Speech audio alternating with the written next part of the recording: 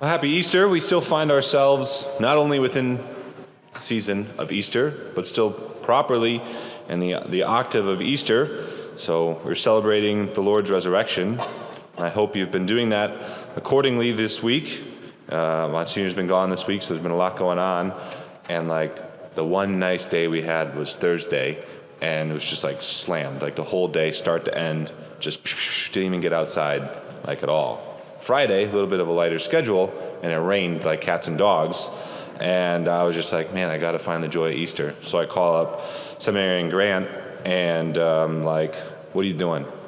And he's it was about noon. He's just at the rectory. He's meet me at Alexander's in 10 minutes. We're going to brunch of all brunches right now. We're going to celebrate Easter. And we did. We ended up having a great conversation, and it was good. But while Easter, I hope we allow that joy. It's so important. If you're not joyful as a Christian, you're doing something wrong. Sometimes we find ourselves very easily just getting into sadness, and there are sad things in the world, but we need to realize that usually it's our inability to remember gratitude and the joy of the resurrection, right? But while we jump into this season, there's actually a step before that I want to focus on in my homily. We talked about the passion. We talk about the death of Christ.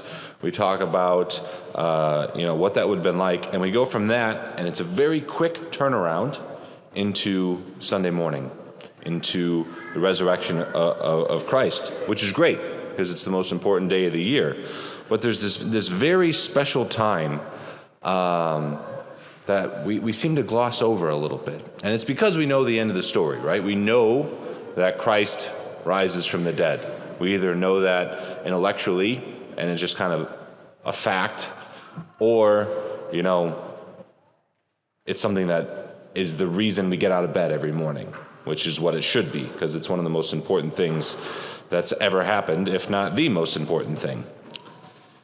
But what was that time like from when Christ died up until, it could have been even weeks after he rose from the dead, for the apostles, for these followers of Christ? This whole last week at the daily masses, we've been going through all the appearances that our Lord had with these apostles. And, at first they didn't know who he was.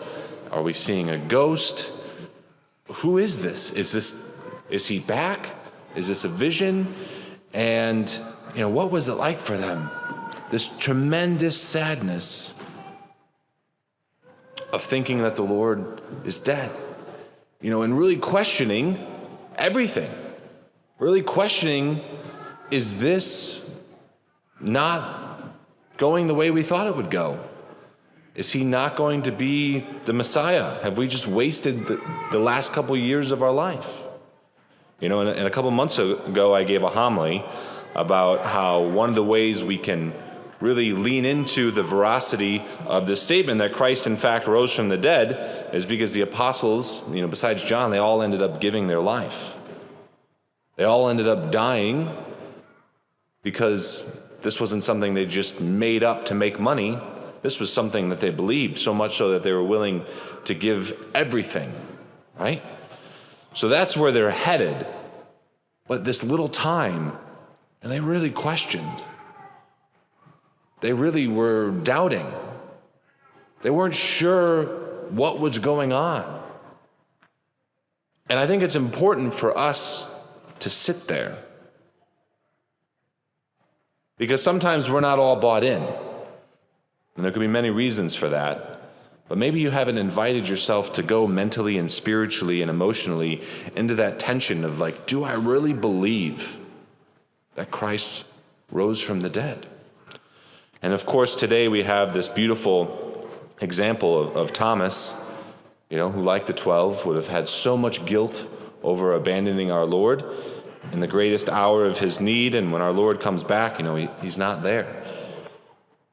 And that interchange of the hope that may have been when Thomas came back. He said, Thomas, you're never going to believe it. The Lord was here. I don't believe it. Not until I put my hands into his side and see his hands will I believe. What was that like for the other apostles? Were they too questioning, like, have we just not eaten enough? Have we seen a vision? Were we just kind of caught up in the moment of something? Was it a ghost? Like, what was that? Some serious question is taking place here. But then, of course, the Lord comes back and he makes one of the greatest professions. He says, my Lord and my God. Stating, this is God. He's risen from the dead. He's conquered death. He is the Messiah. And for us, again, as we meet the resurrected Christ so often, we have to ask ourselves, like, is this something that just sort of lives up here, or does it flow through our hearts every single day? We wake up thinking, the Lord rose from the dead. How does that change my day? And if it doesn't change your day, then your day is not the way you're supposed to be living it. But that when we come up and we receive our Lord, to be like Thomas. Every time I lift up the host at consecration, I say two things. There's one, maybe for a different homily, but the other one is the line from today's gospel, my Lord and my God. May I, Lord, I believe in you. If there's any corner of my heart that is afraid to surrender, to believe, I give that to you. Lord, I believe in you, my Lord and my God. We're still in Easter. We're still celebrating this great joy of the most wonderful time of the year. But if you're not there, maybe you need to allow yourself to enter into the tension with our Lord, to be like the apostles. Maybe you need to bring up some doubts and invite the Lord into that. Sometimes people come to the confession and they go, Father, I've had doubts. That's not a sin. It's called being a human being.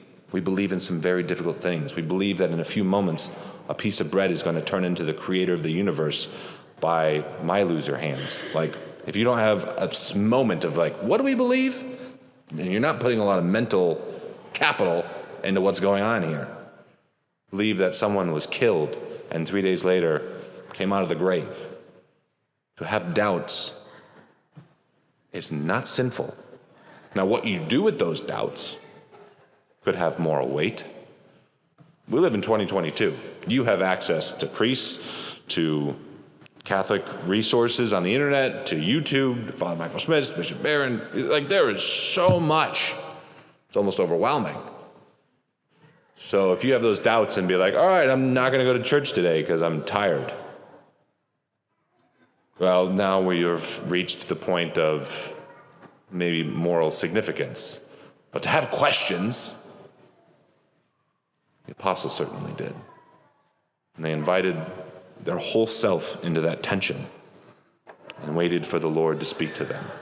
And I guarantee you, if you give the Lord enough time, if you open that door a little bit, he will kick it open, and may we all at that moment say like Thomas did, my Lord and my God.